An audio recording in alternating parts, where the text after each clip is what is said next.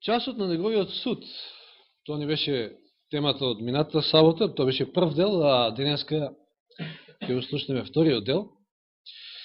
И спомнавме и минатата сабота дека големата борба всушност се одвива околу законот. Ако длабоко размислиме, се е околу законот, односно околу Божиот карактер. Знаеме дека Луцифер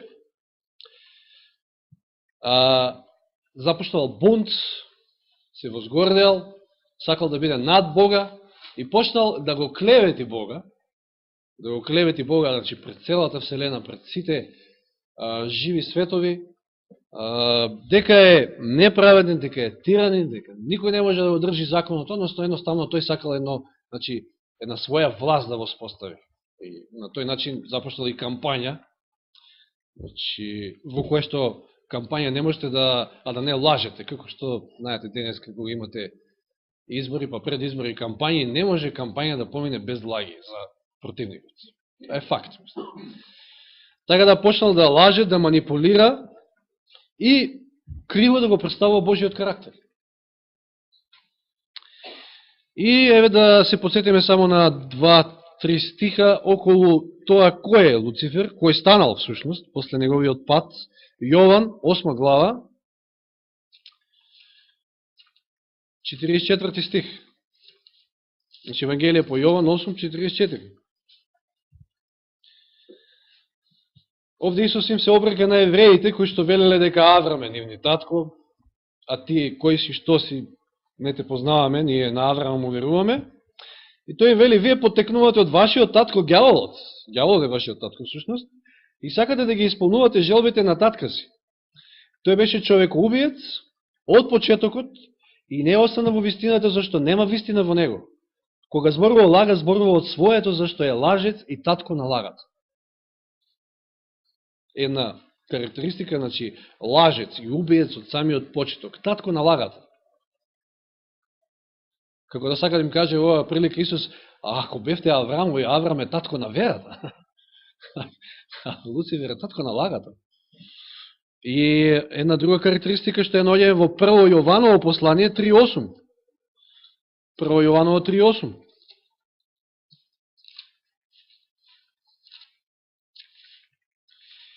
Кој врши грев од ѓаволот, зашто ѓаволот греши од почетокот. И кажав минатиот пат, оној кој што требаше да го закрилува, да го чува Божиот закон, еден од херовимите, засомнува, че тој го прекрши законот. Тој е грешникот од почетокот. Сушност, гревот преку него дојде во Вселената, а подосна и на земјата. Лажец, лажго, грешник. А што вели во повторно сега Јованово послание 14 глава 30 стих во една прилика Исус? Јован 14:30. Во разговор со учениците и во една прилика вели, значи Јован 14:30, не ќе зборувам уште многу со вас, зашто доаѓа кнезот на овој свет, тој нема ништо во мене. Со други зборови, јас и тој нема ништо заедничко.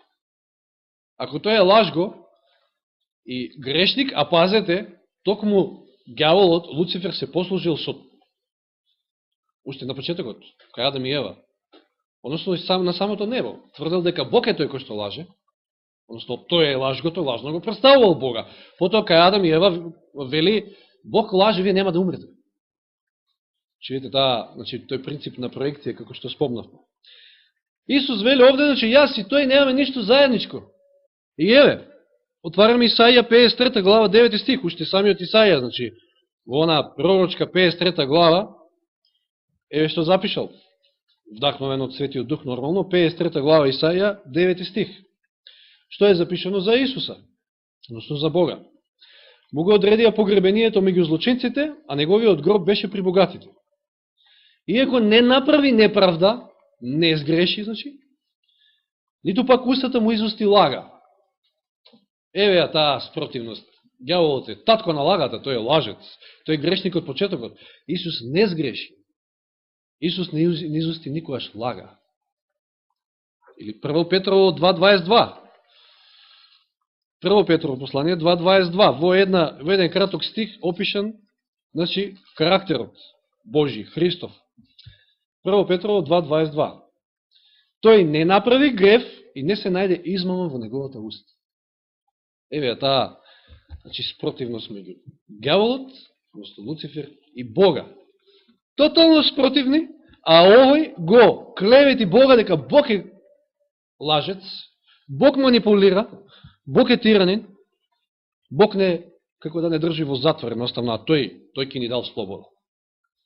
И нормално мнозина измамил, успеал да измами Елен Вајд, вели, дури половина од ангелите, ама, значи, еден дел сепак останале со Бога, па, како што стои во Библијата, 1/3. Завал 1/3 од ангелите, а и мноштво денеска од светот. Од секојаш ги лажи и денеска ги лаже. И сега, која е улогата на црквата Божија, посебно во ова последно време, во, како што спомнав минатиот пат, одбрана на Божиот карактер. Сега, кој е кој? Треба да се расчисти кој е кој. Кој е лажгото? Ефесијаните 3 глава. Ќе отвориме во Ефесијаните 3 глава. Од 8 стих читаме. На мене, чи Павле вели, на мене, најмалиот од сите свети, секојаш Павле се покажува како најмал, како прв меѓу грешниците, па и всушност тоа е одлика на еден свет човек, секојаш. На мене, најмалиот од сите свети, ми е дадена оваа благодат, да им го навестувам на народите Евангелието, на неистражливото Христово богатство. И на сите да им ја расветлам во што се состои, распределбата на тајната која од вечноста беше скриена во Бога, Создателот на се. Таа многу различната Божја мудрост да им се соопшти сега преку црквата на началствата и на властите во небесните места. Според вечната намера која ја оствари во Христа Исуса нашиот Господ. Што е тоа што црквата треба да им соопшти на началствата и на властите на небесните места? Кои се тие началства, власти на небесните места? Зашто стана зборува? За другите светови. Ангелите, небесните ангели, другите светови. Како што нели во Јов стои таму во 6 стих, после малку ќе читаме дел од Јов, кога се собрале синовите Божии, значи представници од сите тие планети, па дошол нели Луцифер, како представник на планетата која што ја узурпирал, ја киднапирал, можеме да кажеме. Место Аврам, место Адам, да биде представник, ете, Луцифер ја узурпирал земјата, па тој е представникот. Значи, црквата треба да соопшти, да објави пред сите тие светови. Да го објави, како што Исус, додека бил на земјата, го објавил Бога, Божиот карактер, така и црквата треба да го објави Божиот карактер. Кој е во суштина Бог? Тоа е улогата на црквата, посебно во ова посебно време. Минатиот пат спомнавме, значи, не е планот на спасение само, значи, целта на планот на спасението на паднатиот човечки род, туку многу пошироко. И одбрана на Божиот карактер, кој што е наклеветен, кој што се наоѓа на суд, буквално. Еве ќе читаме еден цитат во тој поглед од патриарси и пророци. Значи, тој ви се наоѓа, чисто ако сакате да запишете, 49-та страна, значи, од македонското издание. Меѓутоа, планот на откупувањето имал една подлабока и поширока цел, отколку што е спасението на човекот. Христос не дошол на земјата само за тоа жителите на овој мал свет да можат да го посматрат Божиот закон онака како што треба да се посматра, туку да го прикажи и да го оправда Божиот карактер. И пред жителите на другите светови, и пред целата Вселена. На тоа мислил Спасителот кога пред своето распнување рекол: сега е судот на овој свет, сега кнезот на овој свет ќе биде истеран надвор, и кога јас ќе бидам издигнат од земјата, сите ќе ги приличам кон себе. Видите, овој стих добива пошироко значење која го има во предвид. Кои се тие кои што, кога Исус ќе биде издигнат на земјата, мислејќи нели на својата смрт, на крстот, ќе ги привлече кон себе? Не само луѓето на планетата Земја, туку целата Вселена, затоа што до тогаш многу ангели, многу од небесните светови се уште се сомневале, не знаеле сепак Кој е кој, значи, дали Луцифер лаже, дали Бог е лажец? Меѓутоа, кога Исус ќе се издигне, значи, на земјата, ќе ги привлече кон себе. Едноставно, ќе биде разоткриена лагата на ѓаволот. Христовата смрт за човековото спасение не само што го сторила небото достапно за човекот, туку пред целата вселена го оправдала карактерот на Бога и на неговиот син во нивната постапка со бунтот што го предизвикал Сатанат. Таа го потврдила вечното постоење на непроменливоста на Божиот закон и ја открила природата на гревот и неговите последици. Христовата смрт. Оваа голема борба уште од својот почеток се водела околу Божиот закон. Сатаната се обидува да докаже дека Бог е неправеден, дека неговиот закон е полн со недостатоци и дека интересите на Вселената бараат тој закон да се измени. Кој го тврдел ова? Сатаната. Законот треба да се измени. Сатаната очигледно има многу своји представници на оваа земја, кои што не само што тврдале дека треба да се измени, го измениле, се дрзнале да го изменат Божиот закон, како да тој е без недостатоци, односно со недостатоци. Напаѓајќи го законот, тој всушност имал намера да го урне авторитетот на законодавецот. Последната поука, мислам дека не е со тој наслов. Така нешто беше, законодавецот. Само збор за законот и законодавецот, така нешто беше.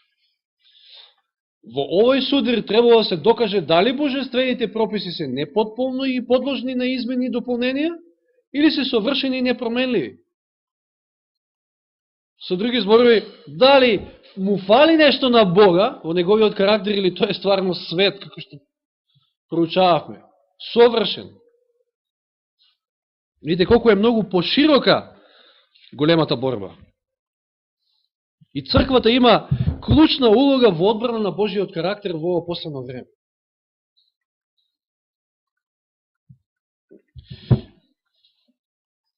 Ова што го читавме, Луцифер го тврдал на небото, денеска го тврди. Меѓутоа посебно, откако Адам и Ева, односно човечкиот род, ќе падне во грев, и уште нешто тврди, дека човекот веќе не е способен, не може да се оправда, нема начин тој да се оправда.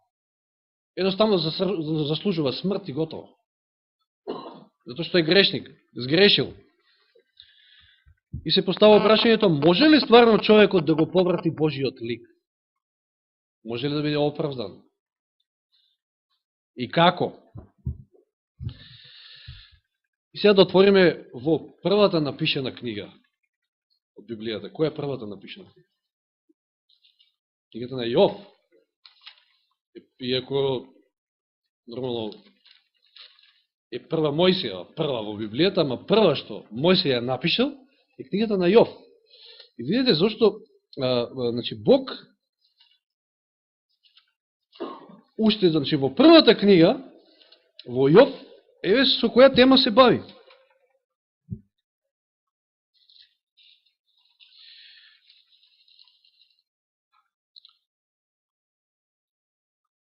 Значи, иако е испаѓа 18-та книга, да, по редослед од Стариот Завет, сепак е прва напишена. Која е темата во оваа книга? Пазите, Јов бил непорочен од почетокот до крајот, ама оно што му недостасувало на Јов е доволно знаење за тоа кој е Бог. Затоа кога ќе се сретне на крајот, кога ќе се видат, значи, очи во очи, многу поинаку ќе свати кој е Бог, иако тој, значи, останал непорочен од почетокот до самиот крај, иако еден куп прашања ќе му се јават после во глава, па Бог ќе му одговори, откако ќе молчи се до тамо 35-6 глава од книгата, после ќе проговори Бог, а претходно ќе го напуштат и жената негова, и покрај тоа што ќе изгуби се, нели? И жената негова ќе се сврти против него. Неговите пријатели ќе дојдат да го охрабрат под наводници. Знаете, мислам, зашто сте ја читале книгата. Но еве, 6 стих. Од 6 стих ќе читаме. Која е вистинската тема за која што Јов немал поим? Зошто му се случуваат тие работи во животот? Јов требало да биде, оној бил избран од Бога, оној кој што ќе одбрани честа Господова, пазите. Пред целата вселена. Да покаже дека Бог има право, дека човек може да биде праведен. Еден ден дојдеа Божите синови да застанат пред Бога, а меѓу нив пристапи сатаната и Господ го прашува сатаната од каде дојде, вели од земјата. А моја е земјата, нели? Јас сум представник на земјата. И Господ му вели во 8 стих, и пазите, веројатно со доза на гордост, онака, му вели, дали го забележа мојот слуга Јов на таму, на твојата територија? На твоја територија, дали го забележа мојот слуга Јов, никој не му е рамен на земјата. Тој е непорочен и праведен човек, се бои од Бога и се отстранува од злото. Се изборови и мудар. Непорочен и праведен. А сатаната му вели на Господ, тој секојаш знае што да каже. Ѓаволот е мајстор манипулатор. Зар Јов се бои напразно од Бога, вика. Зар не ги загради него, неговиот дом и сиот негов имот, затоа што ти го штитиш, му даде и богатство и се. Значи, патем речемо, Јов е неверојатно богат, имотен човек, а непорочен, праведен, чудна комбинација, ама можна. Кај Господ се е можно. Значи, него загради, го благослови делото на неговите раци, имотот му се умножи на земјата, ама испружи ја еднаш раката и допри се во се што има, ки те проколне во лице. Значи, што е обидот на Луцифер овде? Да покаже дека Бог нема право. Тоа е неговата цел, цело време. Нека ти биде, му ели Господ на сатаната, прави што сакаш да правиш, ама не ја креве раката, значи врз него. И во првиот дел знаеме дека буквално еден по друг се редат настанете. Значи, тоа веројатно се случува во еден ден. Јов ќе изгуби се, цела стока, цел имот, децата ќе му умрат, се.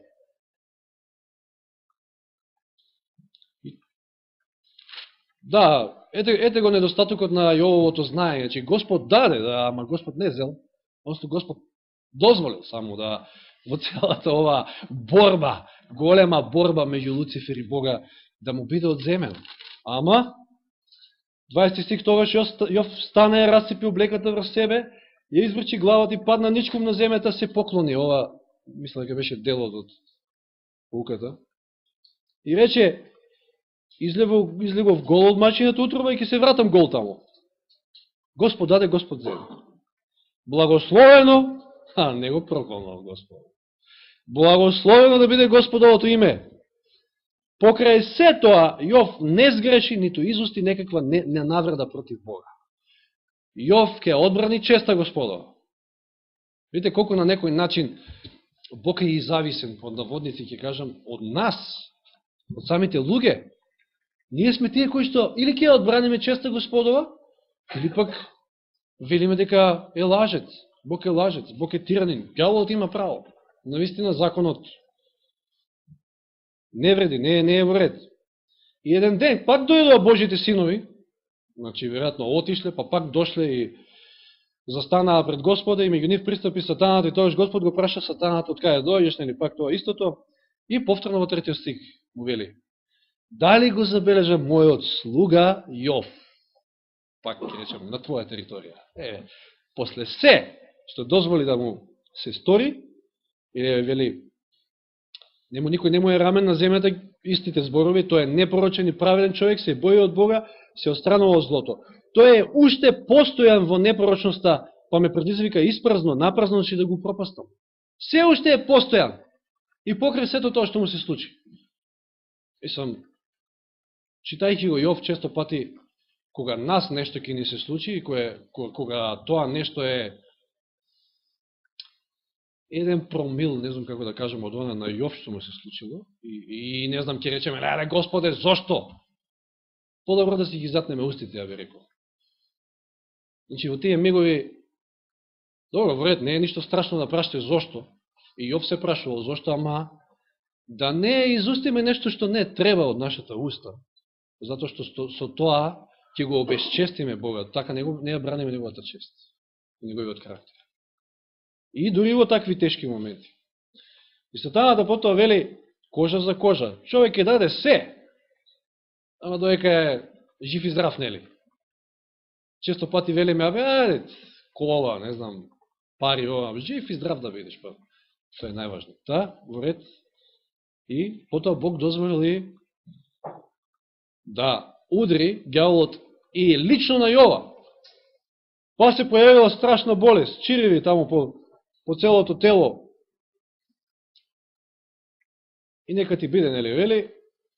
И 9 стих, 7, сатаната отиде од пред Господовото лице, тој го удри Јова со лути рани од стапалото до темето. Темето, знаете кај е тука, од стапалото до темето. Значи, буквално целиот бил со лути рани. Јов зеде црепка за да се струже со неа и седна во пепел. Значи, какви тоа боломи биле, да знам едноставно што да прави. И сега и уште жената му фалела едноставно да му каже сето ова. И вели, тогаш неговата жена му рече, зар си уште постојан во непорочноста? Видите кај го удира. Значи, ѓаволот веќе ја има жената е непостојана, веќе ја има неа и сега, зар си уште постојан ти? После сето ова, проколни го Бога и умри. Точно тоа што ѓаволот сака да го слушне од Јова.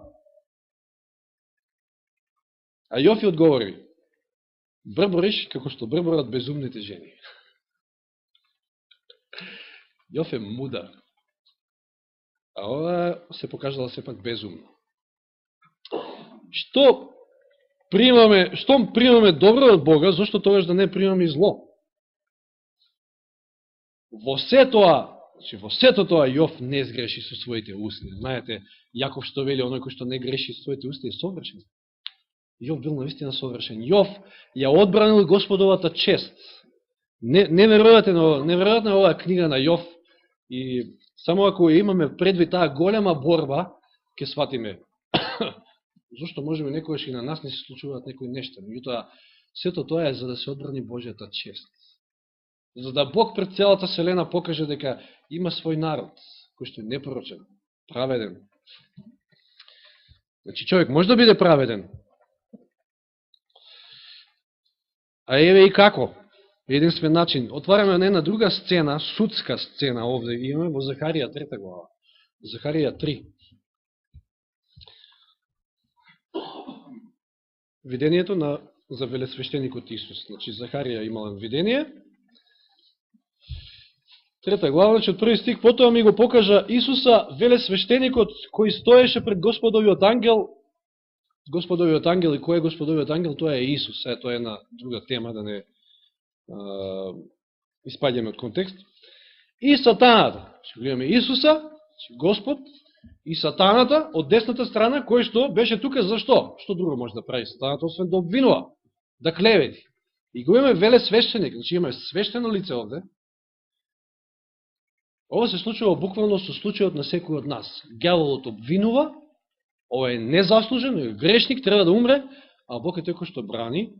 И видите што се случува. Господ му рече на сатаната, Господ да те прекори, сатана. Господ кој го избра Иерусалим да те прекори, нели е тој гламна извадена од оган? Ако добро размислиме, ќе сватиме дека сите ние сме гламни извадени од оган. Значи, гламна извадена од оган, тоа е готово, веќе пред крај да согори и да нема. А Исус беше облечен, значи ова е велесвещеникот Исус, во валкани облеки доека стоеше пред Господовиот ангел, пред Исуса. И како поинаку сите ние излегуваме во валкани облеки, во таа наша праведност, нечисти. И точно е, аргументите на ѓаволот се многу силни. Да, ние сме грешници, ние заслужуваме смрт, ама ангелот им се обрати на оние кои што стоеја пред него и им рече, соблечете ги од него тие валкани облеки. Му рече, еве, ја симнувам од тебе твојата вина и те облекувам во скапоцена облека. И продолжи, ставете му чиста капа на главата, тие им оставија чиста капа на главата и го облекува во скапоцена облека во присуство на Господовиот ангел.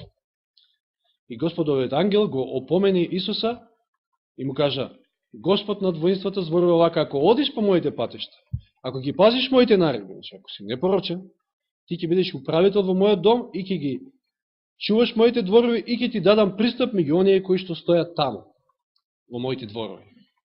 Бидеш спасен. Видите, само вака, никако поинаку не можеме ние праведни да бидеме, само примајќи ја Христовата праведност, неговите заслуги, не нашите заслуги. И само така ќе одбраниме Господовата чест. Овде буквално имаме една судска сцена, значи обвинител, бранител, судија, Исус е бранителот наш, нашиот адвокат.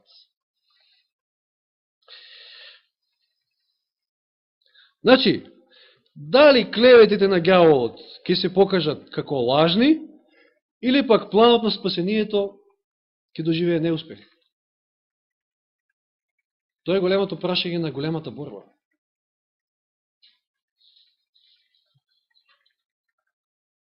И еве како Бог ќе биде одбранет и оправдан од својот народ.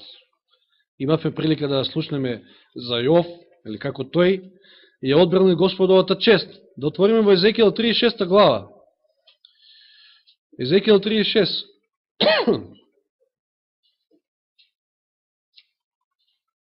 В 17 стих. Човечки сине, кога Израелевиот дом уште живееше во својата земја, ја обесвети со своите неправди и со своите патишта. Нивните патишта беа пред мене како нечистотија на нечиста жена. И затоа го излева својот гнев заради крвта што ја пролеаја и заради идолите со кои се обесветија. Ги распрснав меѓу народите, ги расеав по земјата и им судев според нивните патишти неправди. Ама во народите меѓу кои дојдоа, меѓу сите народи во кои стигнаа, го обесветуваа моето свето име. Со други зборови, го обесветуваа мојот карактер, мене. Зошто за нив се зборуваше? Тоа е Господов народ, а требаше да си отиде од Господовата земја. И мене ми се сожалија за моето свето име, ми се сожали за моето свето име, што Израелевиот дом го обесвети во народите меѓу кои што дојде. Затоа речи му на Израелевиот дом, Господ Бог зборува вака, што правам, не правам заради вас. Видите сега борбата. Не правам заради вас ова што го правам. Израелеве дому, туку заради своето свето име, заради мојот карактер, заради одбрана на мојата чест, што вие го обесветивте меѓу народите кај кои дојдовте. Јас ќе го посветам своето големо свето име. Сепак ќе биде сочувана мојата чест, со други зборови, што вие го обесветивте меѓу народите кај кои дојдовте. И народите ќе знаат дека јас сум Господ, говори Господ Бог, кога врз пред нивните очи, пред нивните очи ќе ја покажа мојата светост. Мојот карактер. Често пати, за жал, Господовиот народ токму го прави спротивното. Го обесветува Божиот карактер.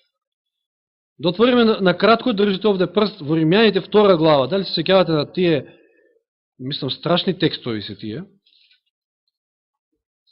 2 глава Римјаните, па од кај да почнеме?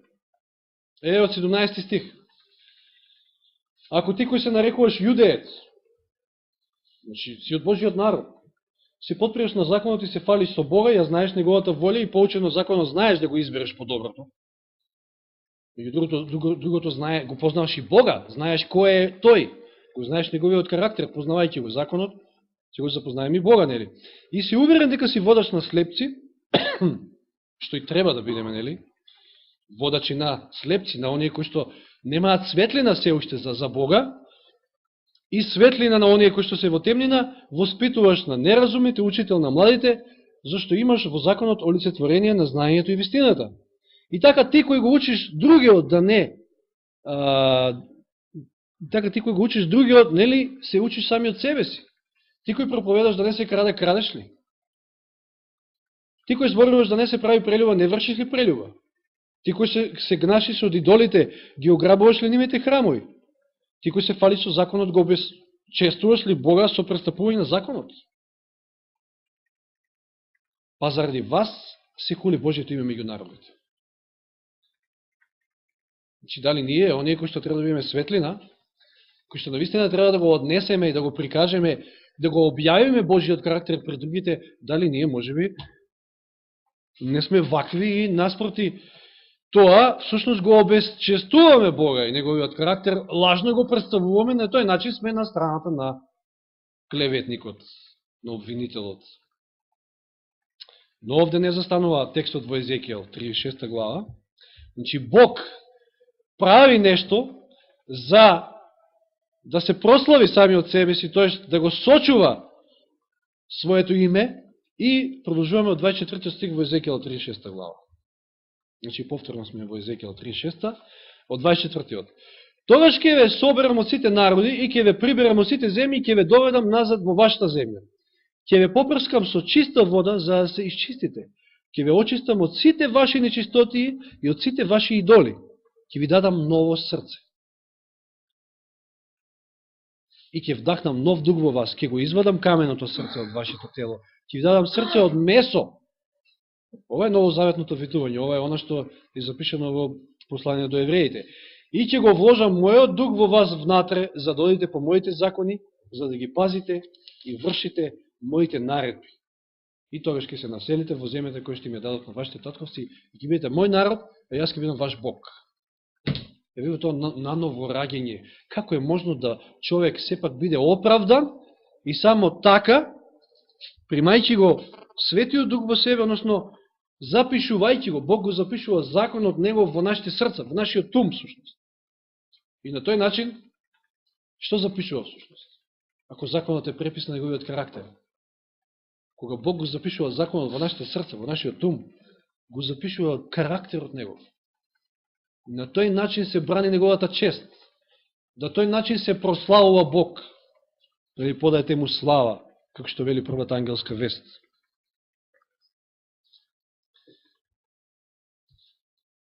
И навистина замислете си каква е привилегијата да живееме во оваа последна генерација и ние сме таа Божја црква која што треба да го одбрани Божиот карактер и за секојаш да му ја затне устата на клеветникот. Замислете си ја привилегијата. Пред целата вселена да го одбраните Бога. Иако знаеме дека до крстот се сомневале некои од небесните суштества, веќе нема сомнеш кај нив после крстот. Ама ние сме тие кои што сепак тоа треба да го прикажем и пред светот, овде на земјата, и повторно пред целата вселена да го одбраниме Божиот карактер, да покажеме дека тој е праведникот, тој не лаже, туку лажецот и клеветникот е всушност Луцифер. И еве да ја погледнеме таа последна генерација, која што сметаме дека сме ние. Ние веруваме дека односно ќе бидеме ние доколку ја одбраниме честа Господова. Што мислите, зарем би дозволиле да помине уште една генерација, ние да не успееме во одбрана на честа Господова? Видите таа последна генерација, 14 глава Откровение. Тие 144.000. Што е запишено за нив? И видов ете јагнето стои на Сионската гора, а со него 144.000 кои што имаат напишано на своите чела, што имаат запишано? Божието име го носат на своите чела. Божиот карактер. Тие се тие кои што го одбраниле, и одбраниле неговата чест, и името на таткото, нели, Христовото, и чув глас од небото, вториот стих, како шум на многу води, и како грмеш од силен гром, а гласот што го чув беше како од китаристи кои што свират на своите китари. И пеа нова песна, или песната на Мојсија. Четвртиот стих, тоа се оние кои не се осквернеа со жени, ова е во духовна смисла, нели? И именно тоа се девственици, тие одат по јагнето каде ги да оди. Тие се откупени меѓу луѓето како првенци на Бога и на јагнето, и видите петиот стих. Како се опишани? Како е опишан нивниот карактер? И лага не се најде во нивната уста, и тие се непорочни. Што личи ова? Што читавме? Да, како Јов, ама и друго нешто. Во 1 Петрово 2.22 што читавме? Карактерот на Исус е опишан во еден стих. И лага не се најде во неговата уста, и тој е непорочен. И во Исаија 53.9. Значи го имаат комплетно истиот карактер, како и Бог. Затоа и неговото име е запишено во нивните чела. Или еве Софонија. Отворите во Софонија при крајот од Стариот Завет, значи во тие мали пророци. Значи, пророк Софонија. Сега јас ќе имам проблем да го најдам, ама тоа е тука некаде.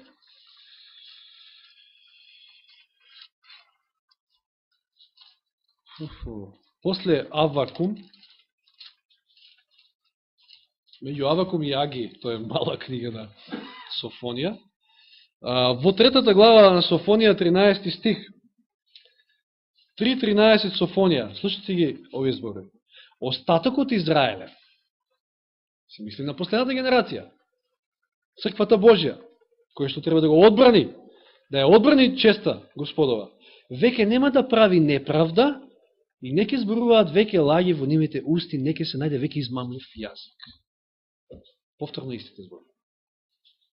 Нема да лажат сосема, значи спротивно од она што е Луцифер, и ќе бидат непорочни, нема повеќе да грешат.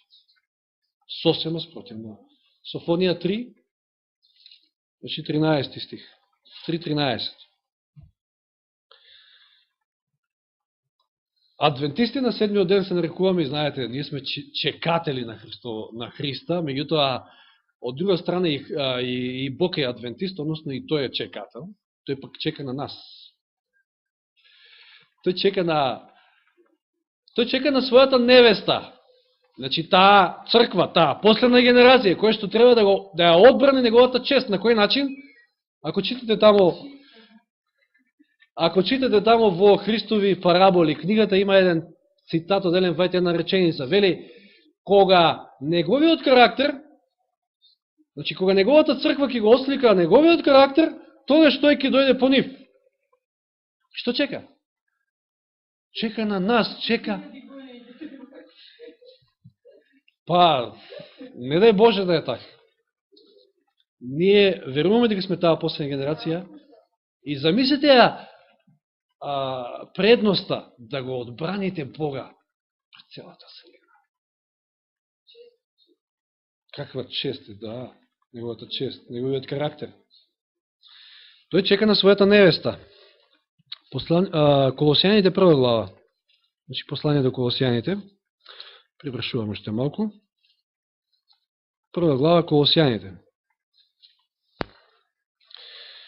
Познати стихови 26 и 27. Тајната која беше сокриена, тајната во која што Павле во Ефесијаните зборува, која што треба да црквата да ја објави пред сите светови небесни, за векови поколенија, ако е им откриена сега неговите свети, на кои Бог сакаше да им јави како е богата славата на оваа тајна меѓу народите. И што вели после? Христос во вас, надеж на славата. Само Христос во нас и само тогаш можеме да го прославиме Бог и само тогаш можеме да одбраниме неговата чест. Само ако Христос е во нас, а тоа значи дека неговиот закон е во нас, тоа значи дека Светиот Дух е во нас. И еве, веќе кажавме дека, читаме два цитати од Копнежот на вековите, веќе кажавме, не мора да го читаме, дека на крстот паднале во вода лагите на Луцифер, се покажал како убиец, и како што читавме убиец од самиот почеток, и лаж го, со тоа што го убил Божиот син. И тогаш исчезнал секој сомнеш кај небесните, значи, жители, ангелите и сите други небесни светови. Но улогата на црквата, рековме, е огромна, и затоа читаме во Копнеж на вековите на 528 страна, значи од овој превод, новиот превод, 528 страна, послушайте го цитатот. Се однесува до последната генерација Божјата црква на земјата. Еве што сака Христос. Христос сака небесниот поредок, небесниот план на владење и небесната божествена хармонија да бидат прикажани во неговата црква на земјата. Небесен поредок, небесен план на владење, небесна божествена хармонија да бидат прикажани во неговата црква на земјата. На тој начин тој ќе биде прославен во своите следбеници. Преку нив, зраците на сонцето, на праведноста, ќе го осветлат светот со непоматен сјај. Се сеќавате од Откровение 18 глава. Ќе биде осветлен целиот свет, целата земја со неговата слава. Преку кого? Преку неговиот народ, кој што ќе сјае со неговиот карактер. Христос и дал изобилни предности на својата црква, за тој да може да прими голема добивка на слава од својата избавена, откупена собственост. Тој на своите следбеници им подарил способности и благослови, за да го прикажуваат неисцрпното богатство на неговата моќ. Црквата обдарена со Христовата праведност е негов склад и во неја богатствата на неговата милост, благодат и љубов треба да се појават во својот најголем сјај. Во својот народ, во неговата чистота и совршенство, Христос ја гледа наградата за своето понижување и додаток на својата слава. Христос големиот центар од кого зрачи сета слава. Божјата црква има една прекрасна можност, една голема одговорност да го одбрани Господа, да ја одбрани неговата чест и неговиот карактер пред целата вселена. Дали ние ќе бидеме во таа црква, во таа Божја црква? Дали ние со својот живот ќе го одбраниме Бога и неговиот карактер и неговата чест? Или пак ќе се случи спротивното? Замислете си, значи, кога имаме ова во предвид, всушност секојаш кога грешиме, не само што го распнуваме, да, буквално е тоа, го распнуваме Христа, вели Елен Вајд, самата Библија. И не само тоа, туку покажуваме дека Бог нема право и дека Луцифер има право. А повикани сме да го направиме сосема спротивното.